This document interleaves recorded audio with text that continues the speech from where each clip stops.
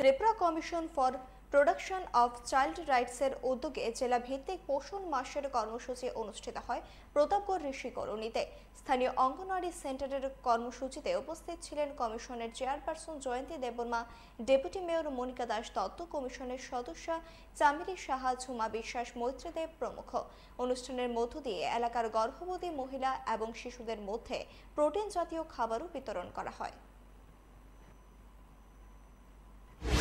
এই মাসে আমাদের রাজ্যের বিভিন্ন জায়গায় মা এবং শিশুদের তাদের মধ্যে পুষ্টিকর খাবার বিতরণের জন্য এবং তাদের শিশুরা যেন সুস্থভাবে জন্ম নেয়, ওনারা যেন ওনাদের কন্যা সন্তান এবং পুত্র সন্তানদের সঠিকভাবে প্রোটিন দিয়ে লালন পালন করে বড় করতে পারেন, সব রকম রোগ থেকে ওনাদের শিশুদের বাঁচিয়ে রাখতে পারেন, সেই বিষয়গুলো নিয়ে আলোচনা করার জন্য এসেছেন, আপনাদের বুঝাতে এসেছেন এবং কিছু সামগ্রী আপনাদের মাঝখানে বিতরণ করার জন্য এসেছেন।